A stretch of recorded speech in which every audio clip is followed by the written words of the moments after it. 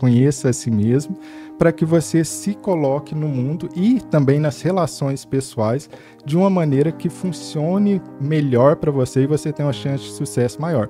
E tudo isso começa por conhecer a própria personalidade. Cerca de 45 a 50% da sua personalidade é genética. Uma pessoa que é muito tímida, ao longo da vida, ela não vai se transformar extremamente extrovertida, mas não quer dizer que ela vai ficar extremamente tímida o resto da vida.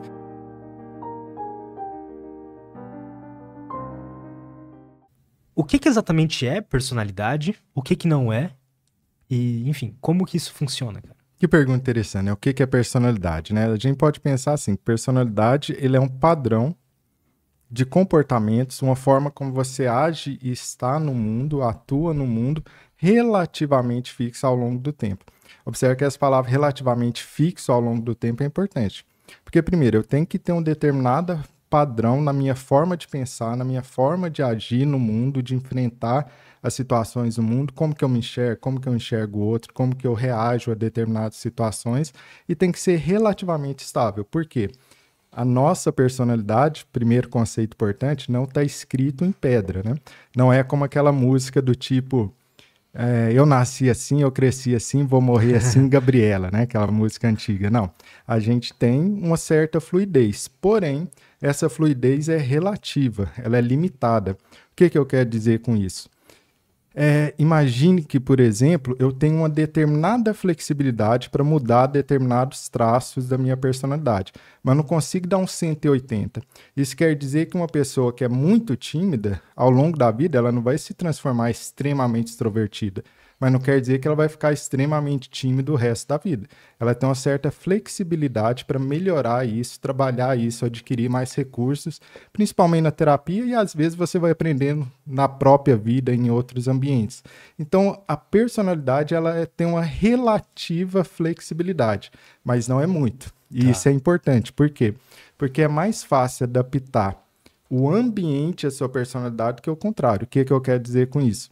Se você é muito introvertido, você tem um baixo traço de extroversão, é provável que não é legal você ir virar ator de palco de teatro, porque você vai sofrer constantemente para atuar naquele papel. Sempre que alguém que naturalmente tem uma extroversão maior, ele vai estar mais confortável e precisar de menos esforço para atuar naquele papel, que é uma profissão que está ali muito junto. Se você tem um alto traço de ordem, que a gente vai conversar ao longo daqui, por exemplo, talvez uma profissão mais analítica é interessante para você. Você vai sentir mais um peixe dentro de água. Mas se você vai para uma profissão que exige muita criatividade, é uma profissão onde que é mais desorganizado, imagina um pintor de quadro que está sempre com ideias novas, talvez aquele lugar não é legal para você. Você vai ali ter uma dificuldade maior. Não quer dizer que a gente não consiga, o ser humano é muito flexível, mas a dificuldade é maior. Então, entender de personalidade também vai ajudar a pessoa a se posicionar, a se colocar no mundo e fazer escolhas mais adequadas para si mesmo e para a sua personalidade. Quando você está num ambiente, por exemplo, que casa, por assim dizer, com a sua personalidade, você vai de maneira muito mais fluida na vida, tem uma chance de sucesso muito maior.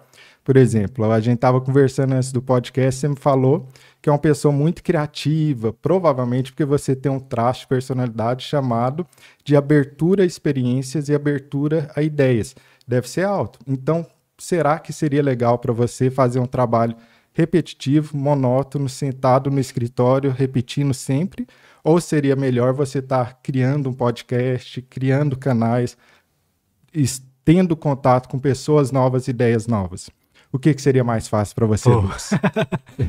Ir pro lado do podcast, né, cara? E provavelmente isso para você flui mais porque está de acordo com a sua personalidade. Enquanto se eu te colocar um trabalho burocrático no Detran que você vai repetir todos os dias a mesma coisa, como que você sente com essa perspectiva? Gostaria? Cara, não, me dá terror. Porque está muito distante da sua personalidade. Até mesmo quando eu trabalhava como CLT e tal, um trabalho mais certinho, eu já não gostava, cara. Exato, por isso que é tão importante que conhecer a si mesmo, né? Então aquela máxima, né? Conheça a si mesmo, para que você se coloque no mundo e também nas relações pessoais de uma maneira que funcione melhor para você e você tenha uma chance de sucesso maior. E tudo isso começa por conhecer a própria personalidade. E conhecer o estudo da personalidade, que é esse padrão relativamente fixo de pensar, agir, atuar no mundo ao longo da vida. A gente nasce com isso, cara? Essa é uma discussão interessantíssima.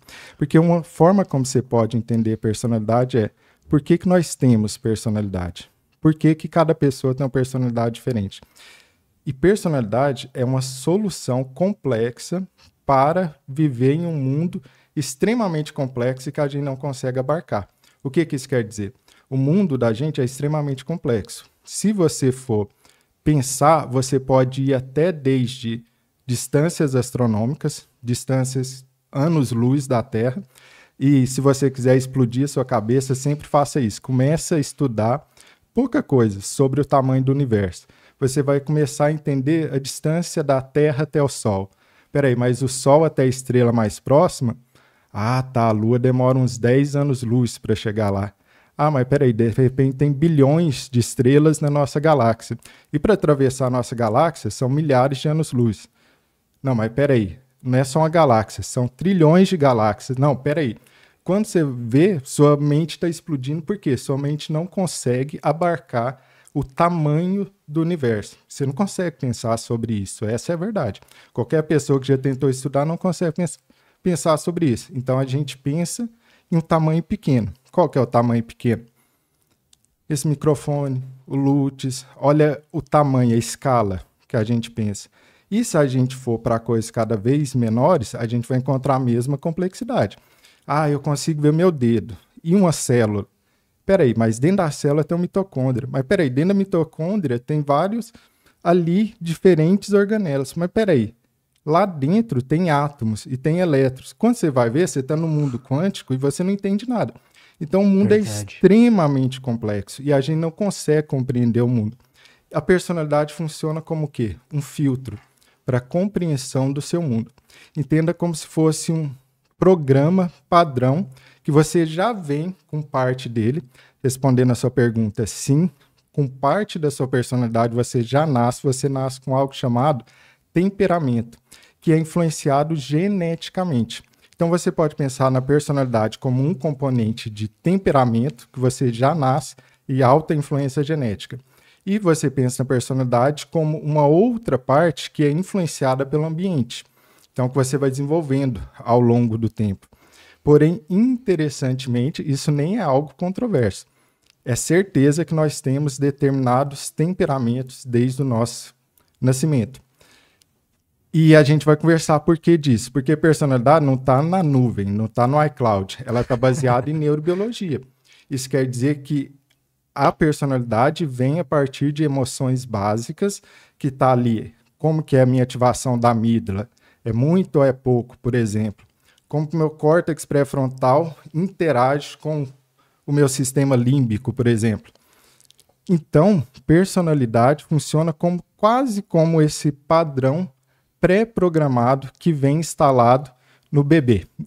Desde criança você já pode analisar algumas coisas. Sendo que com 5 anos de idade você já dá para analisar muito bem qual será a personalidade, qual é a personalidade dessa criança. O ambiente vai dizer muita coisa, sem dúvida. Mas as pesquisas hoje em dia dizem o quê? Cerca de 45% a 50% da sua personalidade é genética.